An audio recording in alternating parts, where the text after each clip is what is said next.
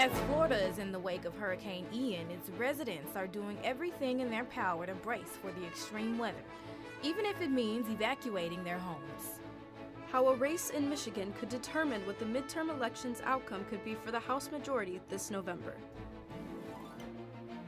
And an amazing story of an immigrant helping save American lives is finally getting his citizenship. Broadcasting live from the University of North Texas, this is ntTV News at Noon.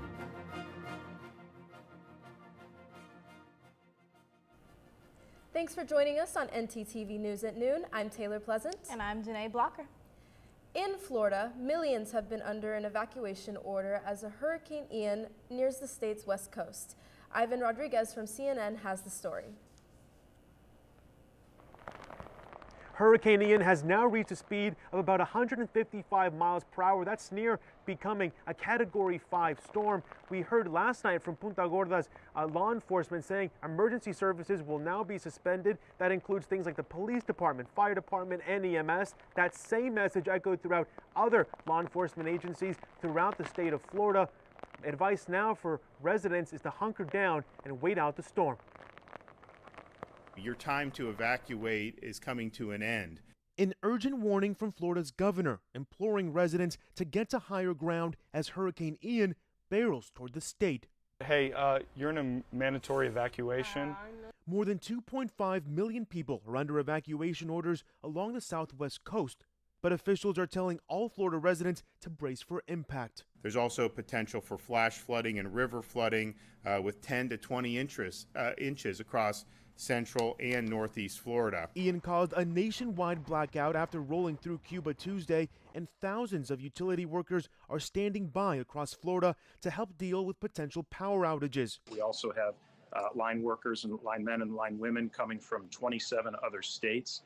They're positioned at 24 different locations throughout the state. Rains from the outer bands of the hurricane are already whipping southern Florida, and at least 2 possible tornadoes caused damage Tuesday night. Schools, supermarkets, and theme parks across the state have announced closures as the window for people to board up and head out is coming to a close. We cannot send first responders into harm's way because you decided not to leave. We're learning that more than 100,000 people are now without power across Florida. One of the biggest concerns here where we are is both rain totals and storm surge. Rain totals could vary anywhere between 6 to 8 inches. Storm surge levels now can be up to 16 feet. In Punta Gorda, I'm Ivan Rodriguez. Ian is now expected to reach Florida as a Category 4 or 5 storm later today. The United States federal energy regulators have shut down some oil production in response to Hurricane Ian.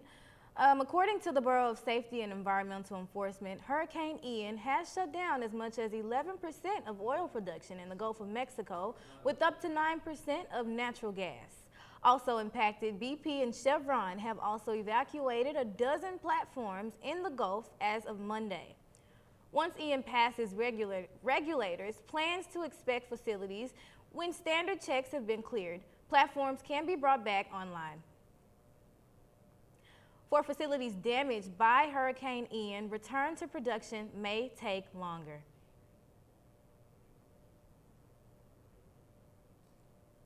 Hurricane Ian may be nice enough to let us keep our gas prices leveled. Gas prices have gone up by 8 cents in the nation, but analysts say Ian is not to blame. BP and Chevron have evacuated its shore workers due to the safety protocol required in weather emergencies.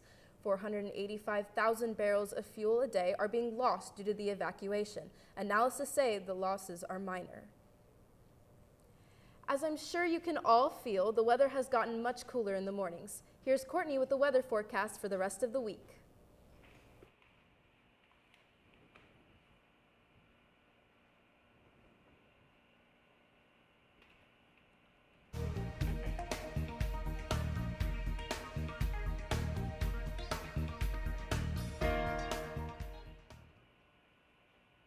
Thanks, Taylor. Sweater weather is finally here.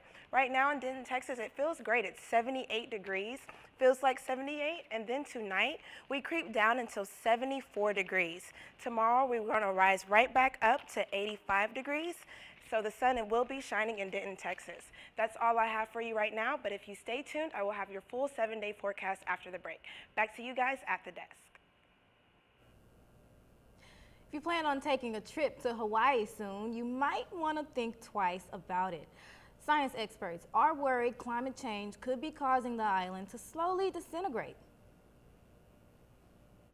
The beautiful beaches of Maui and Hawaii draw millions of visitors from around the world every year. San Jose resident Steve Sardello and his wife have been there all week, but instead of seeing this at their hotel in Lahaina, this is what Kaanapali Beach looks like. We're literally sitting at the pool on lounge chairs watching palm trees fall into the ocean. Then walking over to the palm trees towards the beach, we're seeing the sidewalk disappearing. More and more each day. It's been a crazy week here. Maui native Tiare Lawrence captured this drone video showing toppled palm trees as the waves nearly crash onto the Kaanapali Ali Hotel. The walkway connecting the resorts on West Maui, impassable. Every year that goes by, it gets worse and worse and worse. Lawrence blames the island's tourism industry and climate change for the shorelines breaking down. It makes me sad for future generations that the state continues to do these temporary fixes that do more harm than good. We've lost 13 miles of shoreline over the last 30 years.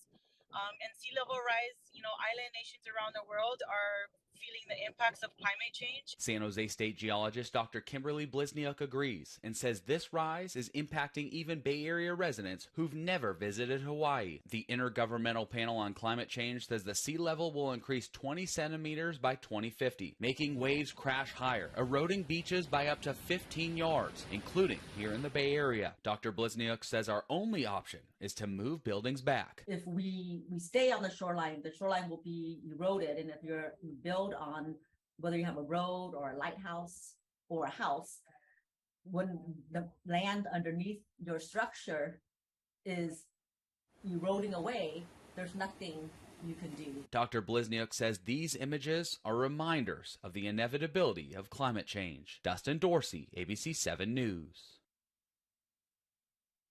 Now, scientists do predict that 90% of the island's coral reefs will die off by at least 2050. All eyes are on Michigan as a heated congressional race could determine which party will take the House majority. As we ease into the holiday season, companies are holding back on their seasonal hiring out of fear of possible recession. Stick with us after the short commercial break to hear more.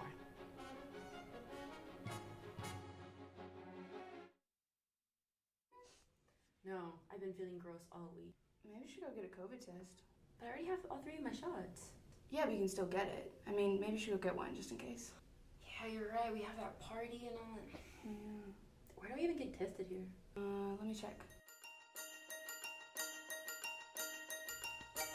You can find free COVID testing sites at the University Union, room 381 on weekdays, 8 a.m. to 7 p.m., and on weekends, 1 p.m. to 7 p.m., and at Chestnut Hall, room 120 from 8:30 a.m. to 4 p.m. You have to show the QR code given to you when you arrive for an appointment. Tests take no longer than 10 minutes to complete. Results will be sent through text or email within the next 48 hours. I got a negative COVID test. Me too. Oh my god, let's go to the party. Yes. Let's go. Oh hey, didn't see you there. Let's get started. This is a motor vehicle. This is the blinker mechanism. To use it, push it up for the right blinker and down to go left. You're welcome. It was easy. At a time when misinformation is all too common on social media, we take great pride in bringing you the news that matters, that impacts your family, news you can trust. Local broadcast journalists bring you the facts, covering the stories breaking in our community and across the globe. Text TV to 52886 and let Congress know you depend on local journalism. This message furnished by the National Association of Broadcasters.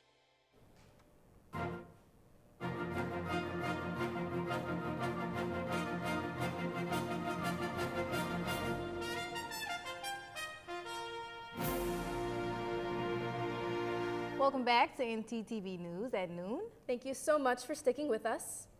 A heated congressional race between Republican John Gibbs and Democrat Hillary Scholten could determine which party holds the House majority. CNN Omar Jimenez is in Michigan, where Gibbs' views are raising eyebrows.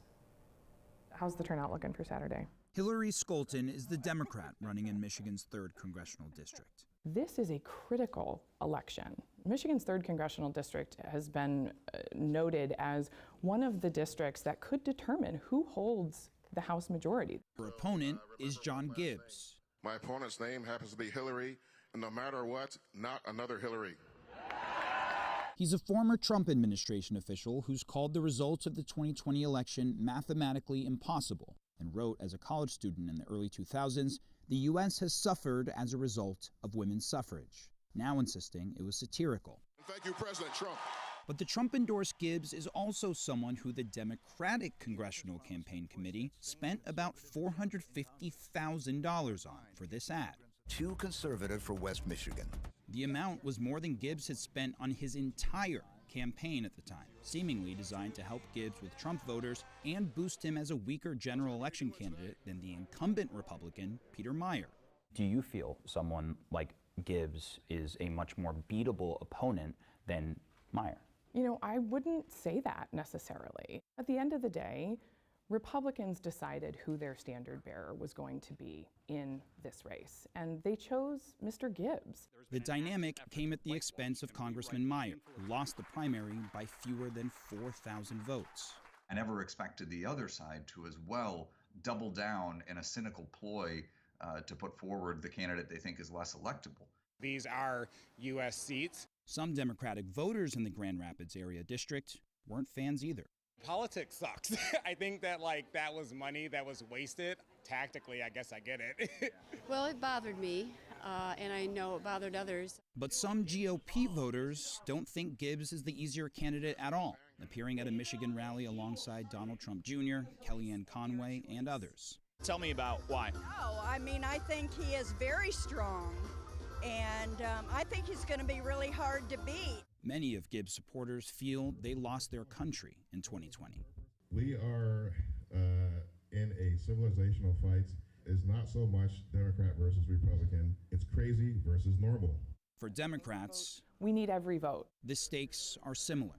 This election is a referendum on our democratic ideals as a state and as a nation. There is nothing easy about this race, let me tell you. This is going to be a fight to the finish. This district is a toss-up in November, and according to the Cook Political Report, the district is tending to lean Democratic. Some reporters and retailers are holding back on this year's holiday hiring over a fear of potential recession. Economists at ZipRecruiter claim that the typical hiring wave has not yet been seen.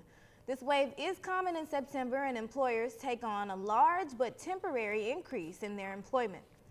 Experts claim companies are taking a wait-and-see strategy that they observe consumer spending habits during the upcoming months. Experts also say the trends point to a potential financial slump for the economy.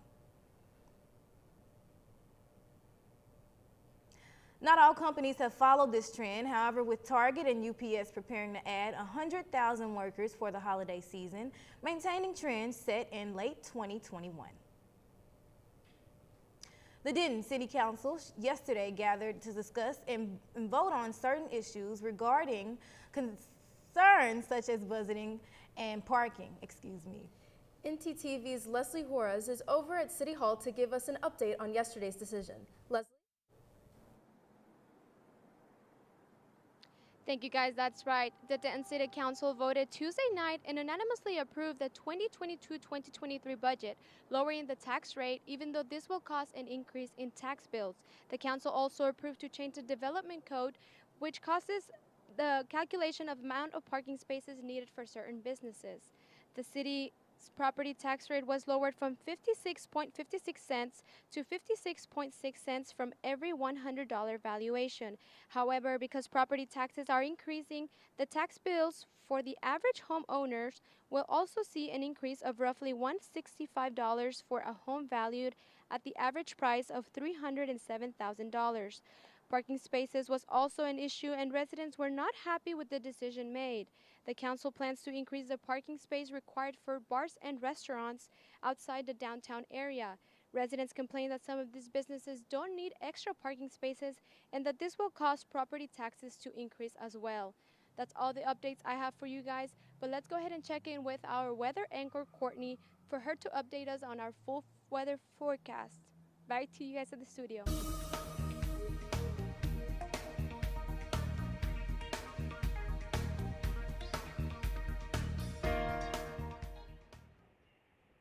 Thanks, Leslie. As we look across North Texas, we see that we're in the high 70s. So fall has slowly creeped in with 77 in McKinney, 76 in Dallas, and 75 in Bowie. As we look across the region, we go and see that El Paso is all the way down to 73 degrees, 77 in Austin, and 80 in Abilene. If we go and look all the way into the 7-day forecast, we actually start seeing some low lows with 51 on Friday, 55 on Saturday, and 59 on Tuesday, with the highs being in the mid 80s to high 80s. That's all I have for you right now. Back to you guys at the desk.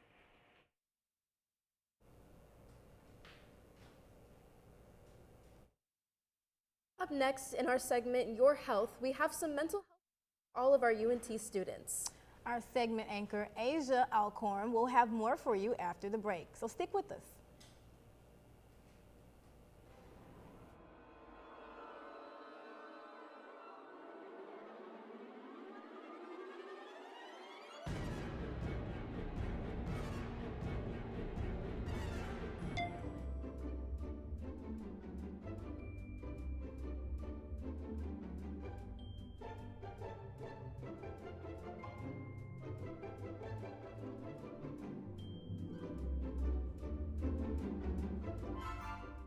So a man's been walking in the desert for days at a time. He finally comes across a bar and orders a Coke. That's not funny. Eh? Eh?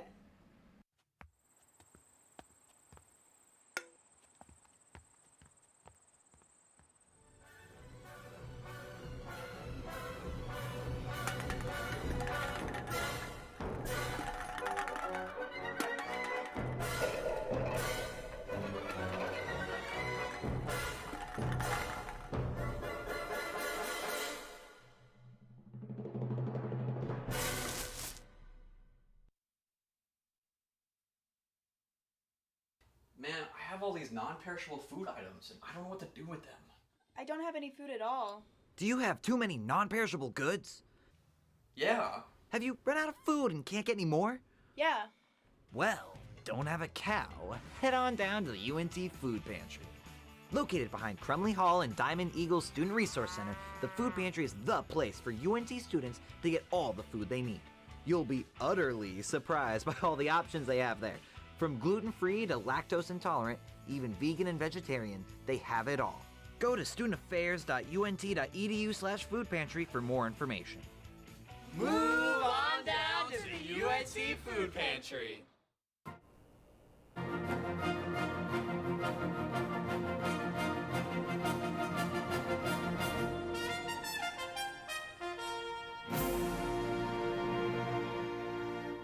How are you feeling, Janae? I'm doing pretty good, Taylor. It's been a long week. I think I want to go over to Asia. Maybe she can have something to cheer us up. You know, I got you, Janae.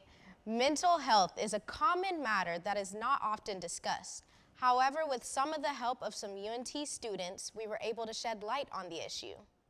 According to the 2021 Mental Health in America report, Denton County has about 153,000 out of 942,000 adults dealing with mental illness.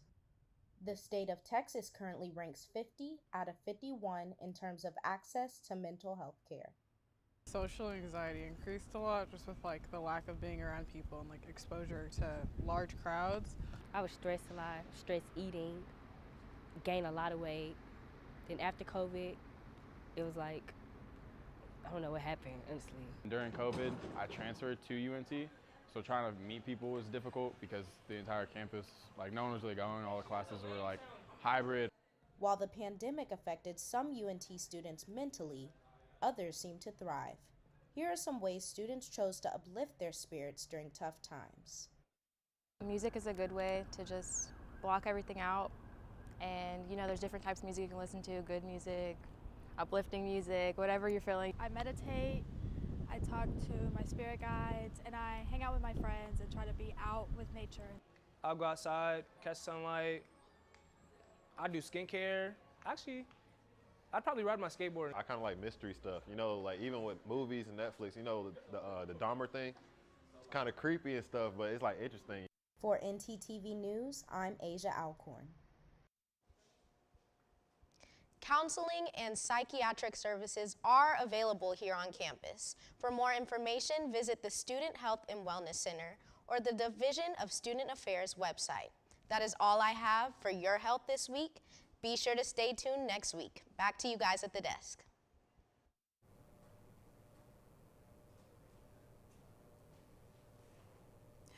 It's been nearly 2 months since Mississippi Governor Tate Reeves warned the citizens of Jackson to refrain from using the water due to a faulty water system that did contain lead.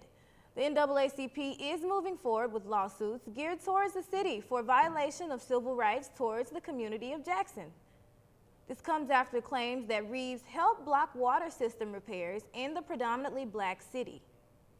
This is the first federal action being taken to hold the city accountable for neglect and mismanagement. The White House hosted representatives from 19 countries to discuss mass migration. The meeting on Monday serves as a follow-up to the June summit of the Americas, in which 21 countries signed the Los Angeles Declaration Agreement. The agreement tasks the government to expand temporary workers initiatives, energize legal migration pathways, and crack down on human trafficking networks. More announcements are expected next week as foreign ministries meet again in Lima, Peru. More electrical vehicle charging stations are on the way. The Department of Transportation has approved new EV charging plans for all 50 states, as well as the District of Columbia and Puerto Rico. The plan opens more than $1.5 billion of funding EV chargers along over 75,000 miles of highway. The government intends to have one charging station every 50 miles and will assist states as they begin working on the program, which is a part of a recently passed bipartisan infrastructure package. Hey, so we have a different anchor for sports today. Amanda Milani is filling in for Jasmine Grace. Let's go ahead and go to Amanda for sports.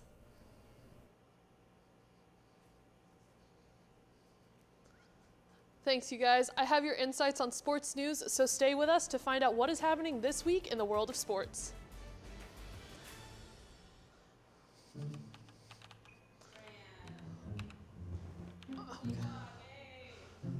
Does it go straight?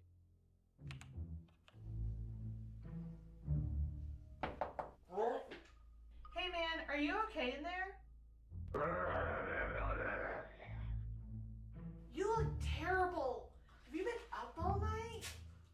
Don't you know that according to the American Academy of Sleep Medicine, staying up all night can have a negative effect on your GPA? Sleep? Yeah, go to bed.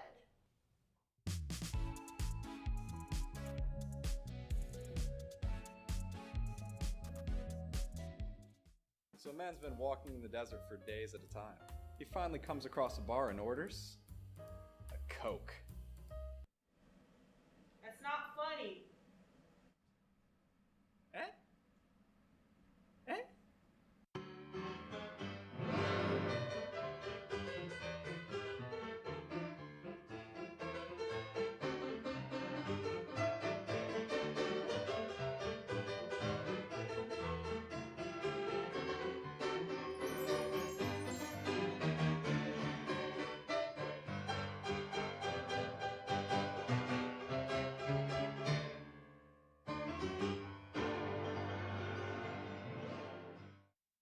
UNT is more than 125 years in the making. To find new solutions, we create a new point of view. We know what's possible when creativity, originality, and independent thought converge. We're ranked a Tier 1 research university. We're home to excellence the size of Texas. Define your future at UNT and soar to new heights.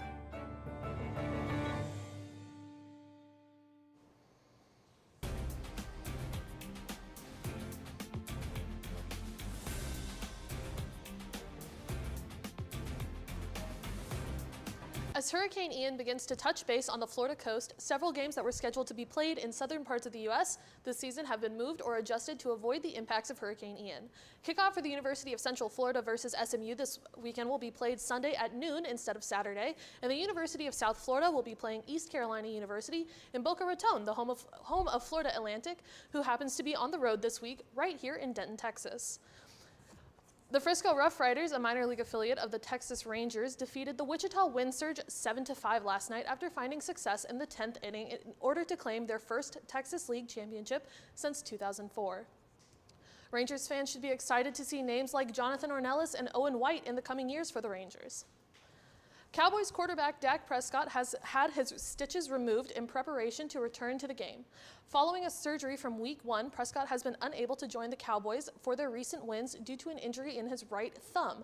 Despite the removal of the stitches, Prescott is still waiting for swelling to go down in his thumb before he can begin seriously considering a return. In the meantime, backup Cooper Rush has been leading back-to-back wins for the Cowboys, leading into their upcoming game this weekend against the Washington Commanders this Sunday. That's all I have. Back to you guys at the desk. This pilot has become a U.S. citizen after 2 decades working for the San Diego Fire Rescue Department. CNN's Ernest has the story.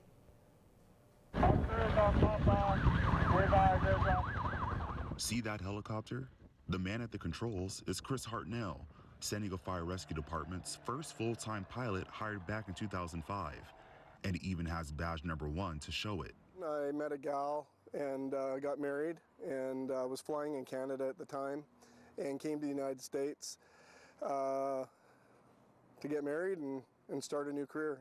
Having a person like Chris here for so long really brings consistency to the department. But that's not all that makes Hartnell one of San Diego Fire Rescue's most prized assets. You see, his journey to the flight deck began back in 1998 when he moved to the United States from Canada. From aerial firefighting missions to cliff and mountainside rescues, Hartnell flies it all. But that wasn't enough. I had no idea that I would be sworn in that day. And I was. For about 20 years, Chris Hartnell served the San Diego community as a citizen of Canada. But that all changed at a naturalization ceremony for Chris to officially become a U.S. citizen. You know, I felt very patriotic. I felt American even though I wasn't. Now I can proudly say that I am an American citizen, and I'm very, very excited about it. And what is Chris going to do now that he's a U.S. citizen? Well, I've already registered to vote. That was the very first thing I did, and that's important to me. And then I have to get my passport.